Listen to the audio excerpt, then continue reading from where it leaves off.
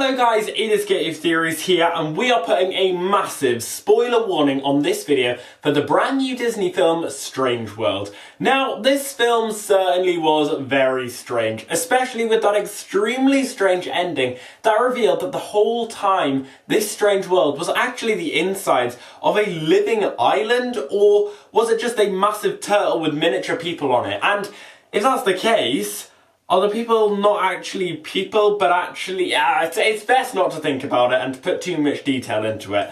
But if this film was strange, let me tell you, this theory is even stranger. Because I think Sir Clade, our main character, is actually Moana's grandfather. Please stick with me because I don't think I've ever gotten this strange before.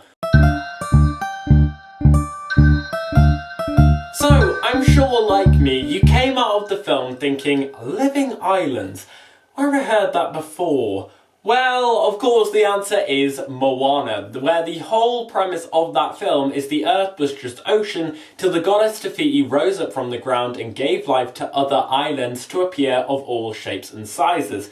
It doesn't seem like such a stretch to relate Te Fiti to this turtle island where this strange world is set, which I'm just going to call it now Turtle Island.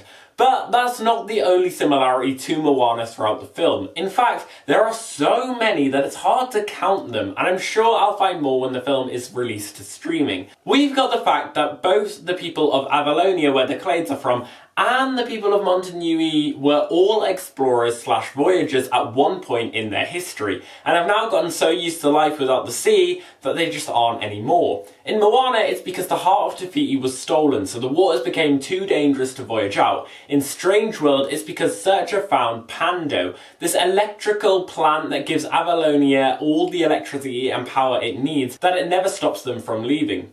Speaking of which, let's take a closer look at this Pando, because this strange plant, which is utilised as fuel, is extremely powerful. More powerful than anything else in the strange world. It advances the technology for Avalonia from pre-industrial levels to a world that's more advanced than our own within only 2 decades. It's also very easy to grow and nothing can seem to stop it. But as we see from the film, it actually is not healthy whatsoever and has trapped the heart of the island in a barrier so nothing can get into it. That's interesting because it kind of sounds like a very similar but also very different type of power that we've met before, and that is the heart of Te Fiti. Just look at this clip of when the heart is restored into Takar.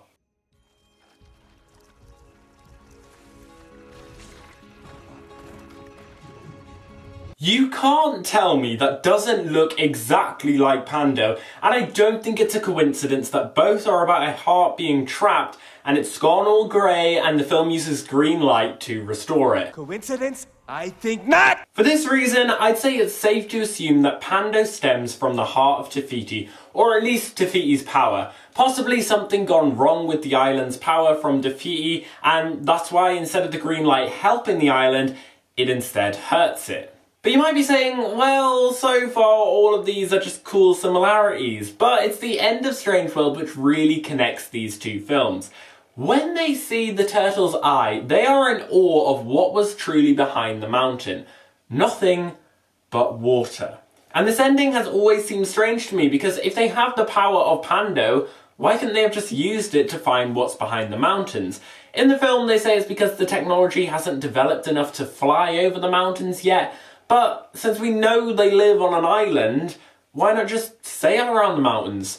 And then it struck me, these people clearly originated on this island, and that's why they are so in awe of the ocean, because they've never seen the sea before. We actually see this at the end of the film when it zooms out of Avalonia, revealing it's kind of like a landlocked city on an island. So, now it's the end of the film, where they have to get used to not using Pando again. And sure, they seem optimistic about it at first, but could you imagine if suddenly all of our modern technology disappeared overnight and we just had to adjust? You would not be able to do that easily. And as much as the Clades want to get rid of Pando for a good reason, it's hard to imagine everyone else wanted to do so as well.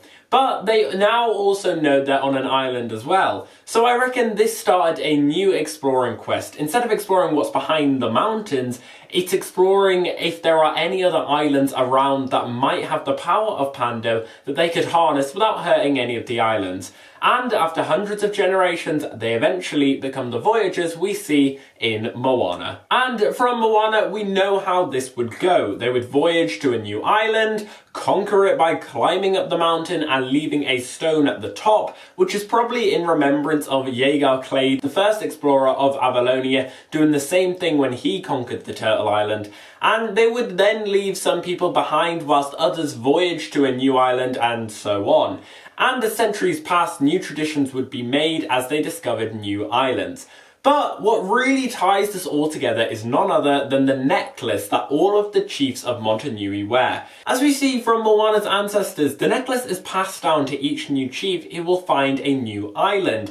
In the centre of the necklace is a perfect holder for the Heart of Te Fiti, which is interesting because when they voyaged, the Heart of Te Fiti hadn't been stolen by Maui yet. So why have this shape? Well, because it looks like it could very easily also fit the shape of one of those Pando balls that they would have got from the last few crops. So, Strange World ends and they go exploring for new islands, led by, of course, Ethan Clade, with a necklace around that holds the last Pando ball in, on a quest to find some more. Then this is passed down for centuries till eventually the heart is stolen, which uses the same power as Pando, and in remembrance of these legends, Grandma Tala puts the Heart of Te Fiti in the holder, then gives it to Moana, who eventually restores the Heart of Te Fiti, and then goes out voyaging into this whole strange world. We are descended from voyagers who found their way across the world. And if I've still not convinced you, then the drum that Moana uses to remember the old ancestors who used to go out voyaging, what does it have at the centre? None other than a turtle. But anyway guys, that's the end of this video. I hope you have enjoyed it. If you have, make sure that you smash that like button down below and subscribe to the channel if you haven't already. Guys, let me know down below in the comments, what do you think about this? Do you think I'm absolutely crazy and strange for thinking that Moana is actually an ancestor of the Clade family? Or do you think this theory actually has some backbone and it could be true? Let me know all your thoughts down there and what you thought of Strange World. And as always, we've been here in Gated Theories. Thanks for watching and I'll see you guys later.